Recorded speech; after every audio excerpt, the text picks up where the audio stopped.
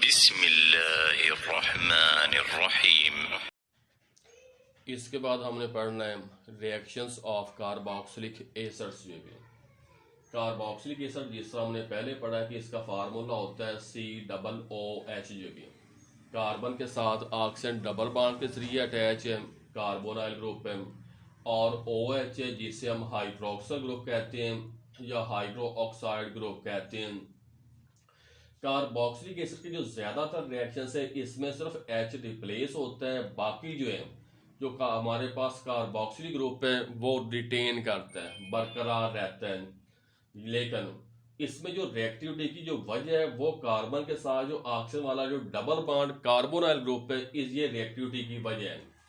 अब जो है कार्बोक्सिलिक एसिड्स इनके तीन तरह के रिएक्शंस होते हैं। बाज रिएक्शंस में सिर्फ H+ रिप्लेस होता है और ये रिएक्शंस होते हैं साल्ट फॉर्मेशन, जो साबित करते हैं कि कार्बोक्सिलिक एसिड की प्रॉपर्टीज एसिडिक हैं। इसके बाद दूसरे जो रिएक्शंस होते हैं जिसमें OH रिप्लेस होते हैं, जिस वक्त कोई भी न्यूक्लियोफाइल अटैक करेगा OH- रिप्लेस होना है। तीसरे नंबर पे हमारे पास ऐसे रिएक्शंस होते हैं जिसमें as a whole carboxylic group involve करता है। तो इस तरह हम रिएक्टिविटी में कह सकते हैं कि जो कार्बोक्सिलिक ग्रुप COOH है ज्यादातर रिएक्शंस में H+ रिप्लेस होते हैं और ये साबित करता है इसकी एसिडिक प्रॉपर्टीज को। बास रिएक्शंस में क्या होता है OH- रिप्लेस होता है। बास रिएक्शंस ऐसे होते हैं जिसमें carboxylic group as a whole involve करते हैं। पहले हम बात करते हैं reactions involving hydrogen atom of the carboxylic group, या हम कह सकते हैं कि जिसमें बॉन्ड की ब्रेक डाउन O और H के दरमियान यहां से होनी है। पहले नंबर पे आ जाएगा वाटर के साथ सोलबिलिटी कह सकते हैं, आयोनाइजेशन कह सकते हैं। कार्बोक्सिलिक एसिड्स एक्वस मीडियम में H+ आयन या प्रोटॉन रिलीज करते हैं, जो साबित करते हैं कि इनकी प्रॉपर्टीज एसिडिक होती हैं। लेकिन इनकी ionization as compare to mineral acids कम होती है, इसीलिए मिनरल एसिड्स के मुकाबले में वीक एसिड होते हैं। अब ये जो H+ या प्रोटॉन फ्रीली एग्जिस्ट नहीं करता, एक्वस मीडियम में वाटर के साथ रिएक्शन करेगा और हाइड्रोनियम आयन रिलीज करते हैं। इसके बाद रिएक्शन है विद बेस। जिस तरह हमने पहले पढ़ा है कि एसिड्स रिएक्शन करते हैं बेस के साथ, साल्ट और वाटर बनाते हैं, तो इस तरह एसिडिक एसिड जो कार्बोक्सिलिक एसिड का एक मेंबर है रिएक्शन करेगा स्ट्रॉन्ग बेस NaOH या KOH के साथ और सोडियम एसीटेट और वाटर रिलीज करते हैं। एसिड है, बेस है, साल्ट है, वाटर है। इसके बाद हम करेंगे reactions with carbonates and bicarbonates. ये भी हमने पहले पढ़ा है कि जो एसिड्स हैं रिएक्शन करते हैं कार्बोनेट्स और बाइकार्बोनेट्स के साथ, साल्ट, वाटर और कार्बन डाइऑक्साइड गैस रिलीज करते हैं। तो इस तरह एसिटिक एसिड है रिएक्शन करवाते हैं सोडियम कार्बोनेट के साथ, हमारे पास साल्ट बनेगा सोडियम एसीटेट, वाटर और कार्बन डाइऑक्साइड रिलीज होनी है। इसी तरह हमारे पास है एसिटिक एसिड है रिएक्शन करवाते हैं सोडियम हाइड्रोजन कार्बोनेट या सोडियम बाइकार्बोनेट के साथ, सोडियम यहां से H को रिप्लेस करेगा, सोडियम एसीटेट साल्ट बनना है, वाटर और कार्बन डाइऑक्साइड गैस रिलीज होनी है। इसके बाद आ जाएगा रिएक्शन विद मेटल्स है, जिसमें जो एसिड्स हैं रिएक्शन करते हैं स्ट्रॉन्ग मेटल्स सोडियम या पोटाशियम के साथ और यहां से एक H को रिप्लेस करते हैं, साल्ट और हाइड्रोजन गैस रिलीज करते हैं। तो यहां तक हमारे पास कौन से जो रिएक्शंस हैं जिसमें H+ रिलीज होते हैं, जो साबित करता है इसकी एसिडिक प्रॉपर्टीज को। पहले नंबर पे क्या चीज है, carboxylic acid on ionisation with water H+ या प्रोटॉन रिलीज करते हैं, बेस के साथ रिएक्शन करके साल्ट और वाटर बनाते हैं, कार्बोनेट्स और बाइकार्बोनेट्स के साथ रिएक्शन करके साल्ट, वाटर और कार्बन डाइऑक्साइड रिलीज करते हैं और मेटल्स के साथ रिएक्शन करके साल्ट और हाइड्रोजन गैस रिलीज करते हैं। इसके बाद हमने पढ़ने ऐसे रिएक्शंस कार्बोक्सिलिक एसिड के जिसमें हाइड्रोक्सिल ग्रुप जो होता है इन्वॉल्व होते हैं, रिलीज होते हैं। इसके द्वारा फिर 2-3 रिएक्शंस जो हमने आगे पढ़ने हैं। पहला रिएक्शन है विद फास्फोरस पेंटाक्लोराइड या सल्फर ऑक्सीक्लोराइड के साथ। फास्फोरस पेंटाक्लोराइड के साथ रिएक्शन करेगा, बॉन्ड यहां से ब्रेक डाउन करेगा, CH3COCl एसिटाइल क्लोराइड। इसके बाद HCl और फास्फोरस ऑक्सी ट्राइक्लोराइड बनेगा। इसके बाद अगर हमारे पास एसिटिक एसिड है, रिएक्शन करवाते हैं thionyl chloride SOCl2 sulphur oxy chloride या थायोनाइल क्लोराइड के साथ। बिल्कुल इसी तरह रिएक्शन होना है। हमारे पास बन जाएगा एसिटाइल क्लोराइड, साथ बनेगा HCl और सल्फर डाइऑक्साइड गैस रिलीज होनी है।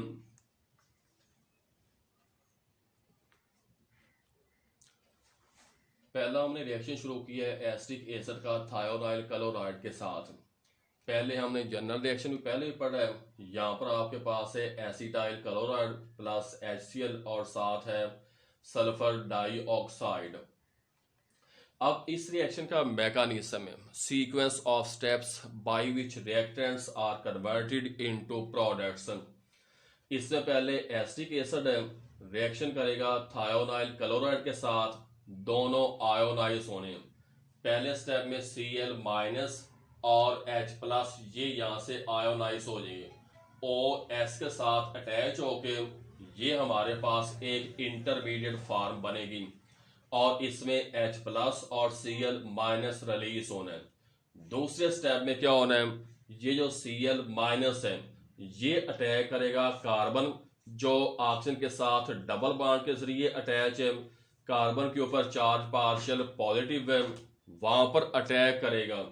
तो यहां पर हमारे पास आ जाएगा सिंगल बॉन्ड, ऑक्सीजन की वैलेंसी खाली होने से यहां पर चार्ज माइनस, ट्रांजिशन स्टेट बनेगी।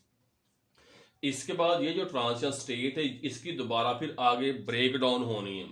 किस तरह बनेगा, ये हमारे पास ये सारा जो रेडिकल कंपाउंड भी ये बन जाएगा एसिटाइल क्लोराइड, कार्बन और ऑक्सीजन की वैलेंसी खाली होने से डबल बॉन्ड आएगा, एसिटाइल क्लोराइड बनेगा।